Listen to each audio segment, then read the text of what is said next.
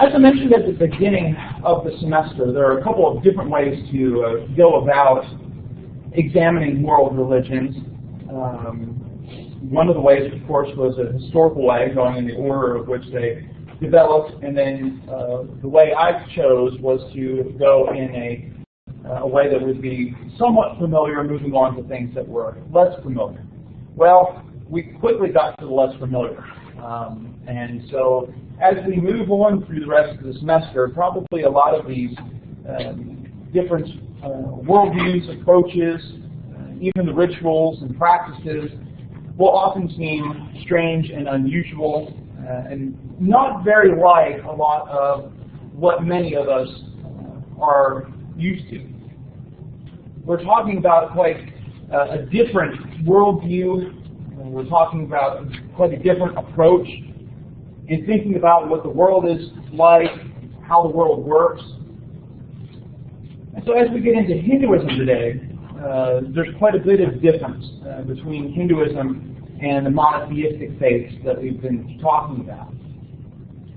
A couple things as we begin. First of all, it's important to recognize that there's a lot of diversity in this religion called Hinduism.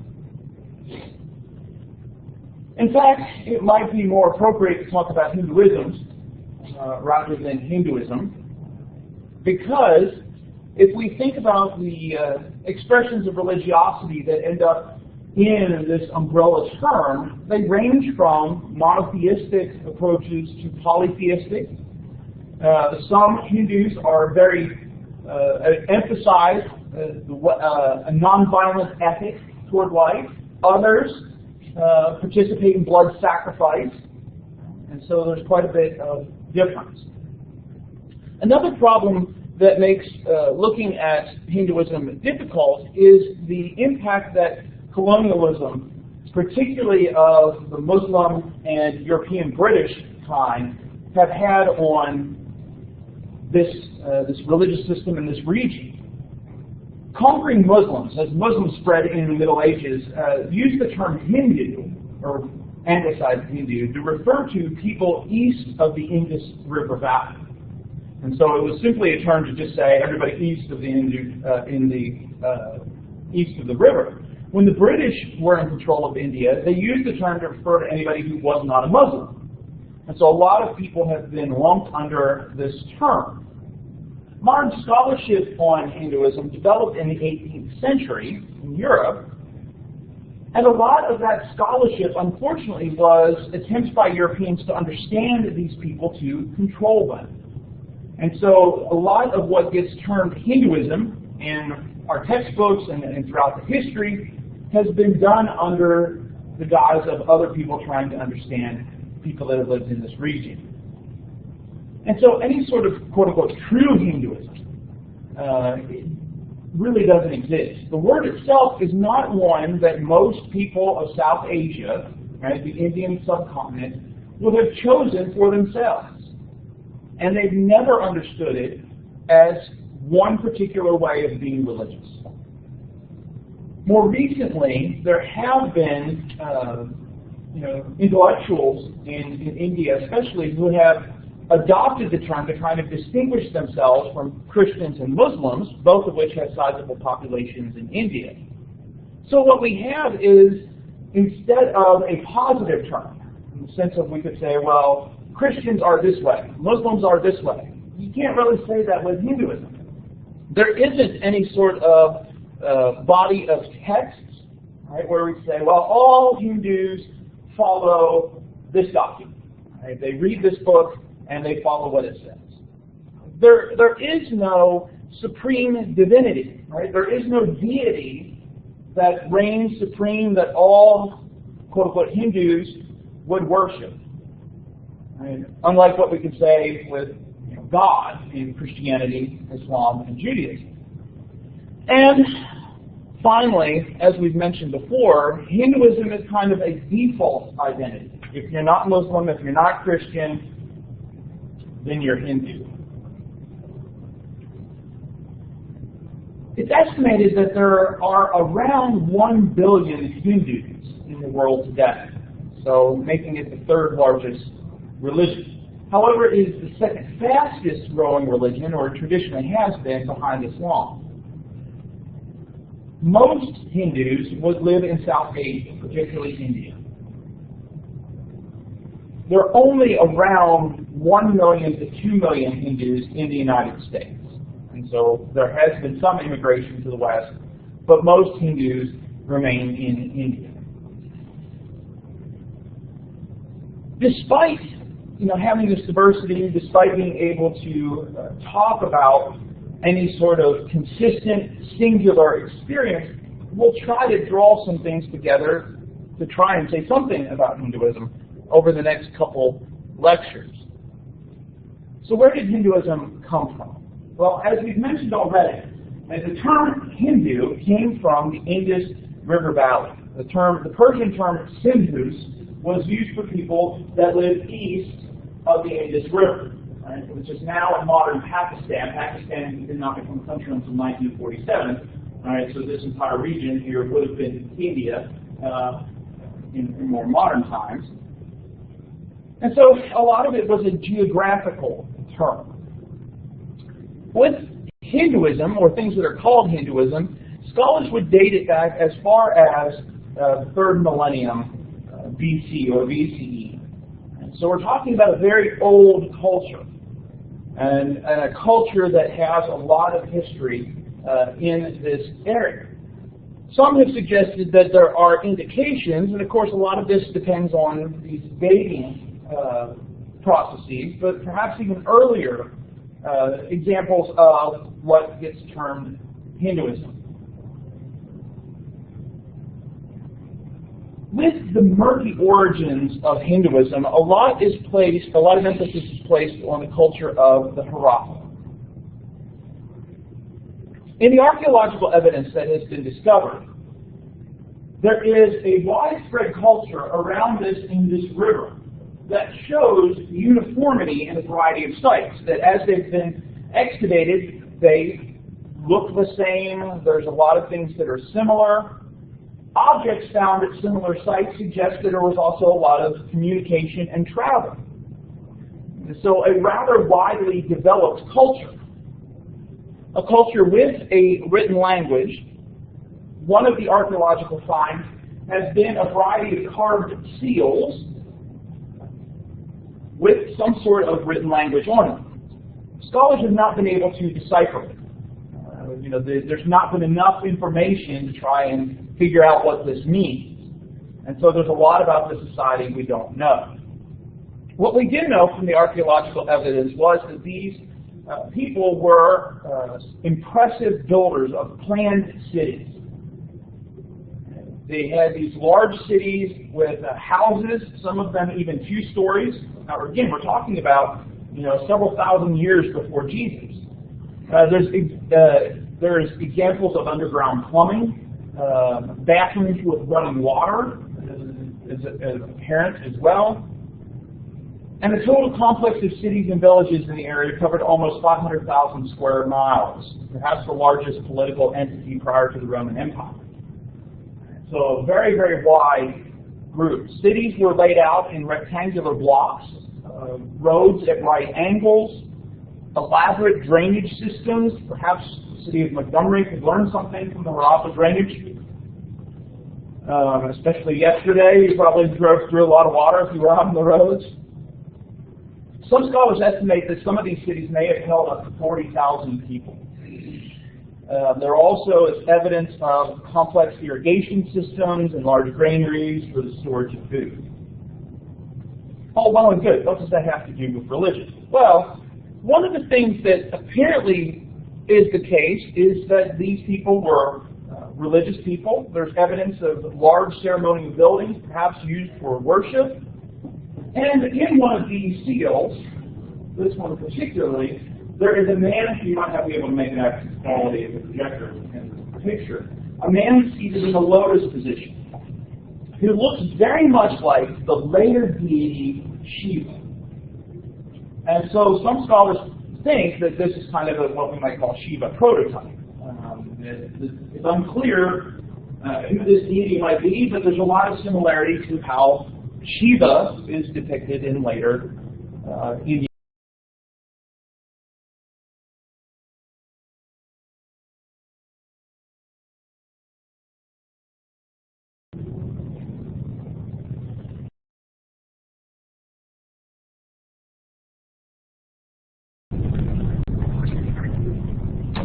One of the things that appears to be the case is that eventually the Harappa culture gave way to another culture known as the Indo-European or Aryan culture. And yes, there is a connection there between the term Aryan and how we normally think of it with the context of Adolf Hitler. Both the term Aryan and the swastika itself were Indian, but swastika was an Indian symbol, still used by Indians and Hindus and Jains, that we'll talk about later. But the idea of this ancient race of people. Now, in previous times, the theory of what happened was that a group from Central Asia, known as the Indo-Europeans, invaded into India and wiped out the Harappa. What we do know, however, and there have been things that have been challenging that, is that Indo-European refers to a family of languages that would include a lot of European languages as well as Sanskrit. Sanskrit is the language of the Hindu text. There are similarities between English, Scandinavian, Sanskrit, and so a lot of people assume there's been a kind of a connection with that. However, more recent scholarship has suggested that instead of an invasion from Central Asia, that more likely what was the case was a migration. Now, the previous theory, the invasion theory, was these cultures in the Indus Valley were overrun by lighter-skinned nomadic invaders with chariots. And so this was used to explain why India was kind of separated into these linguistic and racial zones. And of course, also in that culture, the people that were at the top, which was especially useful for the Europeans, were the lighter-skinned people. A theory that found a lot of favor with Europeans, as well as higher caste Indians. It became a justification for this kind of ethnocentrism. But it appears more likely that it was migration, as well as a variety of climate changes that probably led to the decrease of the Harappa and the rise of the Indo-Europeans. Also connected with this was another group of people known as the Dravidians, who spoke Dravidian refers to a language as well. Tamil is another name for them. And so the idea was that these societies were assimilated rather than overrun.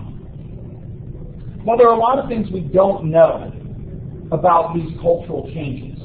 What we do know is this Aryan people, the term Aryan means something like noble ones, wrote a lot of religious manuals and texts somewhere around the 2nd millennium BC.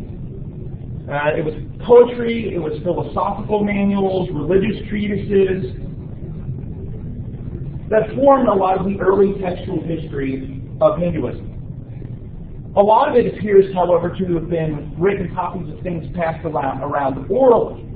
There was a lot of emphasis on rhythm, intonation, pronunciation, things that we would have think that would be part of an oral culture that would eventually be written down.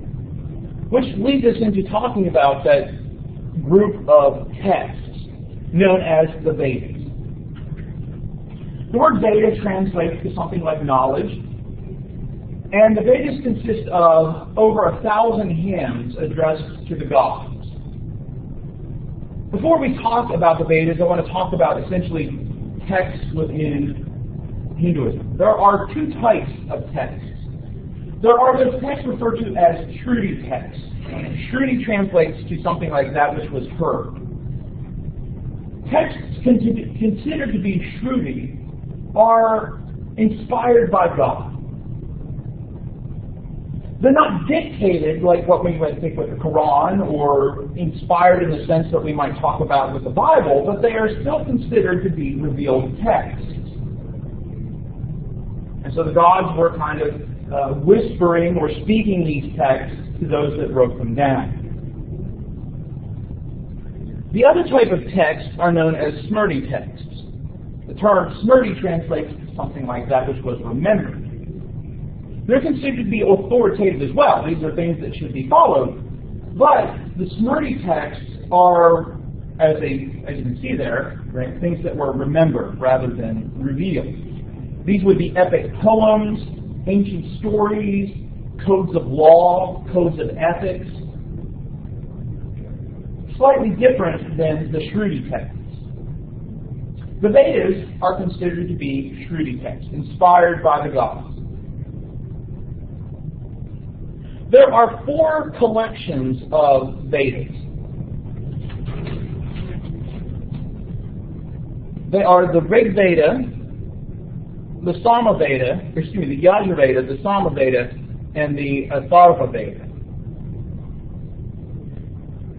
The Rig Veda appears to be the oldest religious text that has continued to exist, written down as early perhaps as 1500 BC.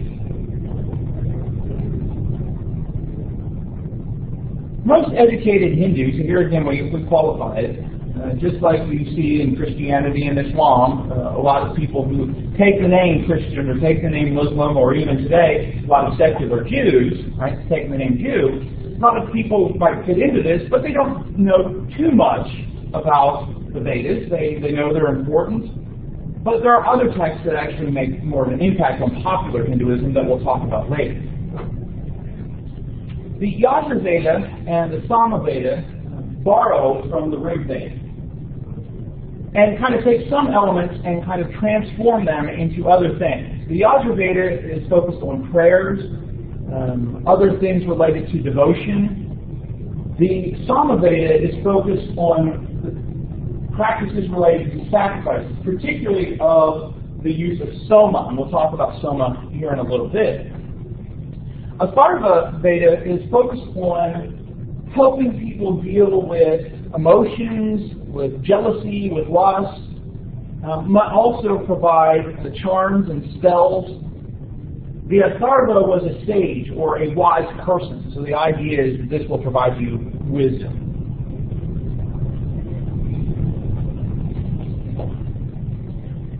The 4 Vedas are then also broken down into 4 sections,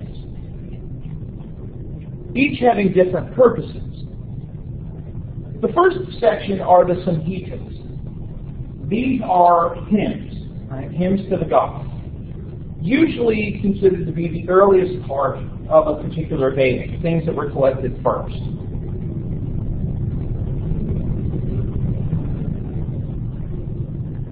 The second section are the Brahmanas. The Brahmanas focus on rituals, how to perform certain rituals. It would guide the priests and worshippers into how to perform sacrifices, the importance of paying attention to the details. The third section are the Aranyakas.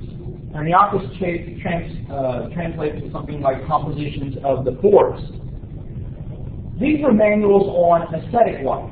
The person that wants to go out and live a very simple lifestyle, kind of renounce the pleasures of this life. The idea being you go off, you eat very little, drink very little, you don't focus on luxury in order to get closer to God. The 4th section of the Vedas are the Upanishads. The Upanishads are philosophical texts focused on the nature of reality. What is a self? How should people interact together? And really, because of how late they developed and how distinct they are, they're often considered separate from the Vedas. So we'll talk about some of the things in the Upanishads in a little bit.